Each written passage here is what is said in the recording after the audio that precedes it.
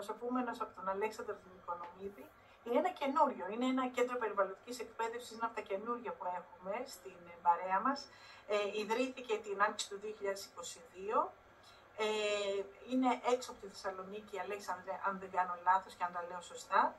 Βεβαίως, καλησπέρα καταρχάς. Είμαστε από το λιβάδι Θεσσαλονίκης, είναι ο πιο ορεινός οικισμός του νομού Θεσσαλονίκης, είναι γύρω στα 750 με 800 μέτρα υψόμετρο, 40 χιλιόμετρα από τη Θεσσαλονίκη.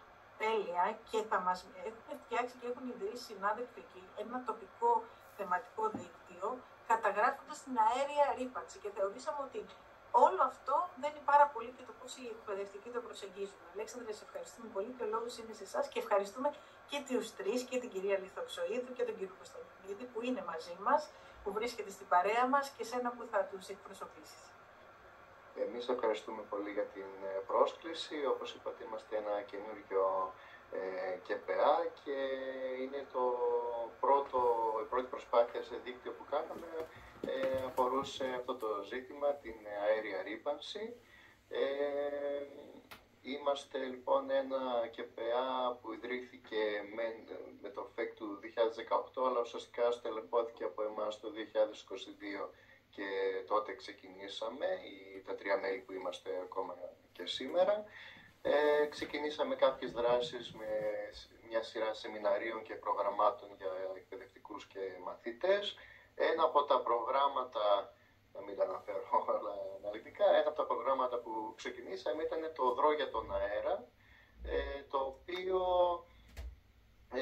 ήταν με αφορμή κάποιες συνεργασίες που κάνουμε στην ευρύτερη περιοχή του Δήμου Θέρμης Θεσσαλονίκης. Έχουμε συνεργασία όπως με το Ινστιτούτο Δασικών Ερευνών, την Τράπεζα Γενετικού Υλικού, το ΦΟΤΣΑ και το Δήμο Θέρμης γενικότερα, ο οποίος πρωτοτύπησε και έκανε μια εξαιρετική συνεργασία με το Πανεπιστήμιο Πατρών για την καταγραφή των αιωρούμενων σωματιδίων στο Δήμο Θέρμης. Είναι το Θέρμη-ΕΡ, θα σας το δείξω με τα συνοπτικά, το οποίο αυτό το πρόγραμμα, σε αυτό το site μπορούμε να δούμε σε live χρόνο τις μετρήσεις των αιωρούμενων σωματιδίων από 25 σταθμούς μέτρησης που είναι σε κάθε χωριό του Δήμου Θέρμης, και κάποιοι από αυτούς τους σταθμούς βρίσκονται στα σχολεία και στον εσωτερικό χώρο του σχολείου και στον εξωτερικό χώρο. Και οπότε πέρα από την live αναμετάδοση, ας πούμε, των μετρήσεων, υπάρχει και η διαδικασία που μπορούμε να δούμε τα στατιστικά στοιχεία και να δούμε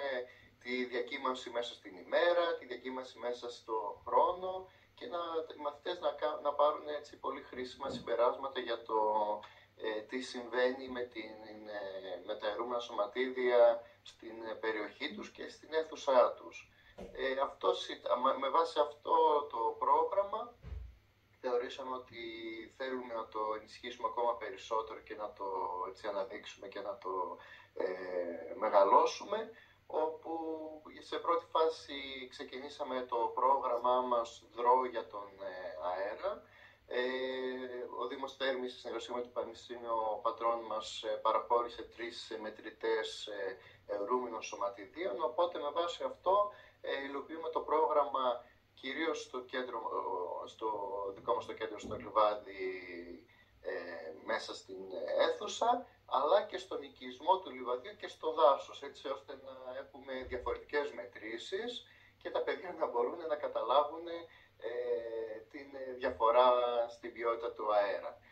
Πέρυσι πιλωτικά κάναμε και κατόπιν συνεννόησης κάποιες μετρήσεις σε σχολικές μονάδες που είχαν ενταχθεί στο πρόγραμμα, και σκεφτήκαμε σχολεία είτε της Θεσσαλονίκης είτε στα περίχωρα της Θεσσαλονίκης, και κάναμε και εκεί μετρήσεις με τα παιδιά στους δικούς τους χώρους, που είχε και αυτό μια εξαιρετική σημασία.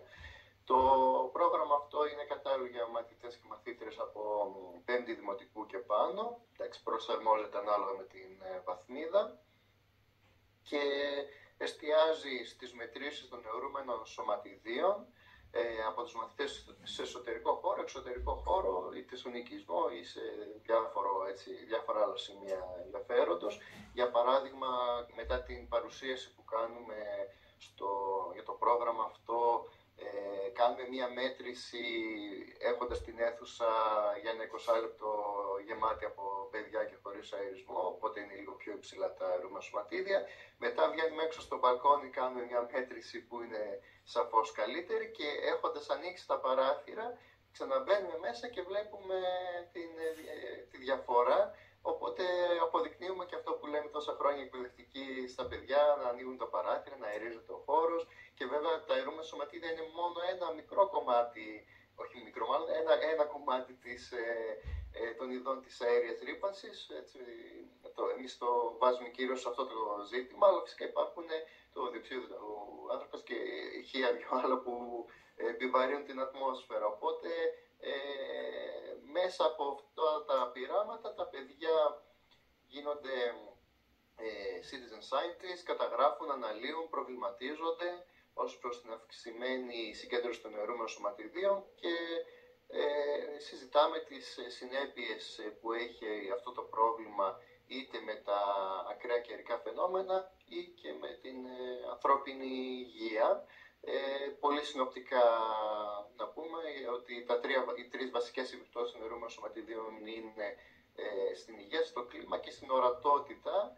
Ως προς την υγεία είναι πλέον, έχει αναφέρει ο Παγκόσμιος Οργανισμός Υγείας ότι υπάρχει συσχέτιση διαφόρων επιπτώσεων στην υγεία με την έκθεση στα αιρούμενα σωματίδια, γιατί είναι τόσο μικροσκοπικά που διεισδύουν βαθιά στους πνεύμονες και εισέρχονται στην κυκλοφορία του αίματος, προκαλώντας καρδιακιακά, κεφαλοικιακά, πνευστικά νοσήματα. Έχει ταξινομηθεί και ως αιτία καρκίνου του πνεύμονα. Όλα τα προβλήματα δυστυχώς. Πλέον ακόμα και υπάρχει μια συσχέτιση με το χαμηλό βάρος γέννησης του μωρού, με διαβήτη, νευρολογική ανάπτυξη στα παιδιά, οπότε είναι ένα μεγάλο πρόβλημα στη σύγχρονη εποχή. Ως προς το κομμάτι της αλλαγής του κλίματος, για να πάμε λίγο και στη θεματολογία την σημερινή, μία σημαντική επίδραση είναι το γεγονός ότι τα αιρούμενα σωματίδια είναι υδρόφυλλα, οπότε κολλάνε στα σταγονίδια πάνω στην ατμόσφαιρα, στα σύννεφα, με αποτέλεσμα ότι αν έχουμε πολύ μεγαλύτερο αριθμό αιρούμενων σωματιδίων, πλέον χρειάζεται πολύ μεγαλύτερος όγκος υγρασίας για να πέσει κάτω ως βροχή. Αλλιώς το βάρος δεν είναι αρκετό και παραμένει στον αέρα.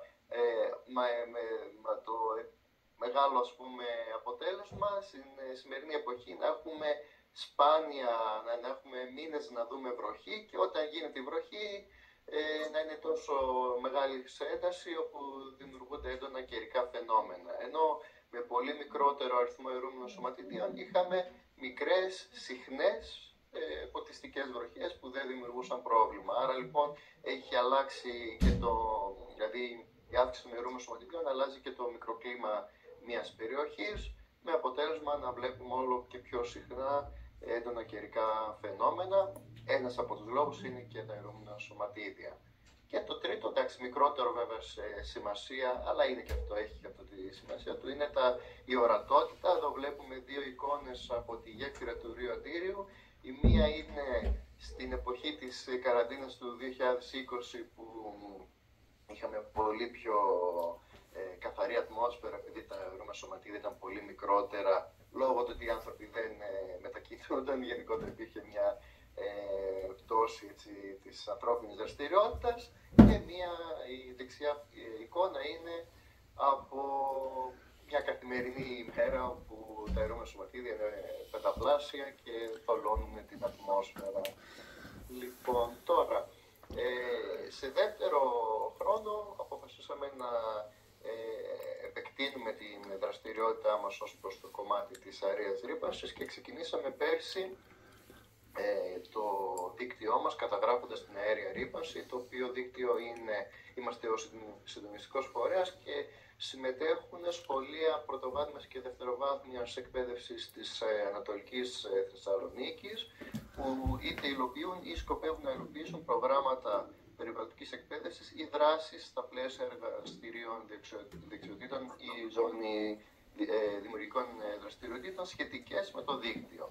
Ή αν διαθέτουν συσκευές μέτρησης αιρούμενων σωματιδίων, κυρίως αυτό αφορά το Δήμο Θέρμης.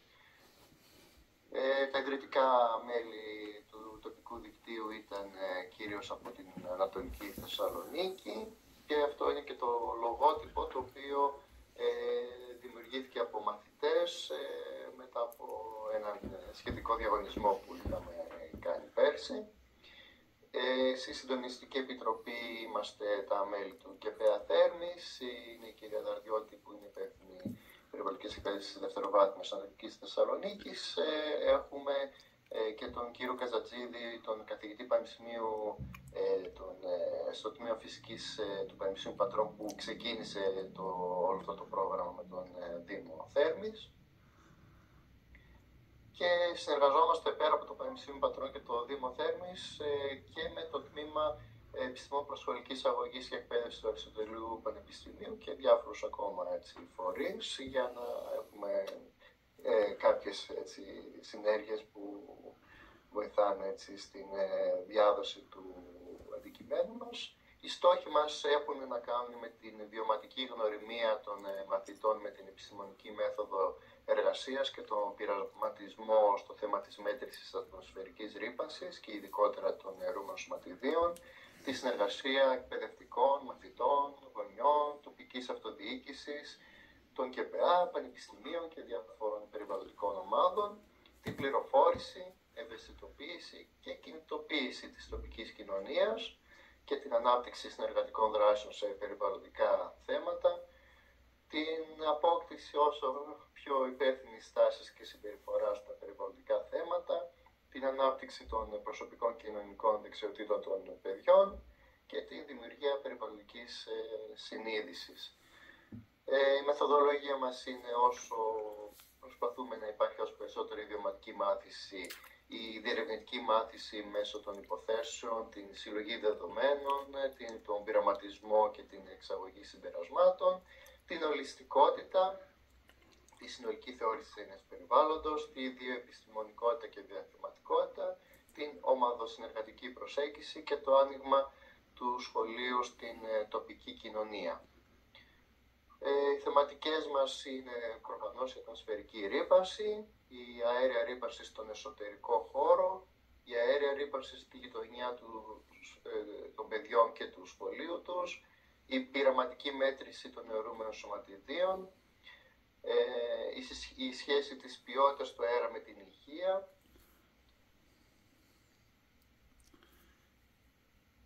η αλληλεξάρτηση των ανθρωπίνων παρεμβάσεων και της ποιότητας του περιβάλλοντος, η ανάπτυξη δεξιοτήτων για να αναγνωρίζουν οι μαθητές την πολυπλοκότητα των περιβαλλοντικών προβλημάτων και η διαμόρφωση θετικών στάσεων και αξιών για την προστασία του περιβάλλοντος. Επιπλέον, η εφαρμογή στρατηγικής ανάπτυξης των μετρητών αιρούμενων σωματιδίων σε συνεργασία με τους εμπλεκόμενους φορείς για να επεκτείνουμε ακόμα περισσότερο την δραστηριότητα και το δίκτυο αυτό και θεματολογία πιο ευρύτερη, που όμως όλα είναι αλληλεξαρτούμενα, η κλιματική αλλαγή και η αέρια ρύπανση, η οικολογική μετακίνηση, οι ανανεώσιμες μορφές ενέργειας, η ενεργειακή αναβάθμιση των κτηρίων και η ποιότητα του αέρα μέσα από τις τέχνες, μέσα από οτιδήποτε εικαστικά, μουσική, θέατρο και για παράδειγμα τον διαγωνισμό που είχαμε κάνει για το λογότυπο. Εξαιρετικές δράσεις, εξαιρετικές δράσεις. Λίγο όμως θα μας Αλέξανδρε, λίγο πιο γρήγορα τις δράσεις και τελειώνουμε τώρα. Μια-δύο διαφάνειες έμειναν. Πέρσι σαν δίκτυο είχαμε 380 μαθητές και 37 εκπαιδευτικούς που συμμετείχαν στο πρόγραμμά μας, 42 εκπαιδευτικούς που συμμετείχαν στο εισαγωγικό μας σεμινάριο που είχε υλοποιηθεί πέρσι τον Οκτώβριο και 15 σχολεία που είχαν ξεκινήσει τη συμμετοχή στο δίκτυο, όπου είχαμε και τον σχετικό διαγωνισμό για το λογότυπο και σαν ΚΕΠΕΑ έχουμε και το blog μας στο οποίο έχουμε δραστηριότητες που προτείνουμε για σχολεία είτε πρωτοβάθμιας είτε δευτεροβάθμιας και στα οποία μπορούν οι συνάδελφοι να βρουν κάποιες δραστηριότητες οι οποίες μπορούν να τους φανούν χρήσιμες. Έτσι, κατά κλείδι να σας δείξω απλά λίγο το πρόγραμμα αυτό, το Thermi-Air, το οποίο μπορείτε να δείτε σε live χρόνο αυτή τη στιγμή που βλέπετε τα χρωματάκια είναι διαφορετικά από τη διαφάνεια, γιατί λόγω των καιρικών συνθηκών αυτή τη στιγμή βρέχει στην Ανατολική Θεσσαλονίκη, έχουμε πιο υψηλές τιμές και με βάση αυτό μπορούμε να δούμε πιο εξαιρετικό. Αυτά λοιπόν από μένα. Αλέξανδρε, ευχαριστούμε πολύ. Ευχαριστούμε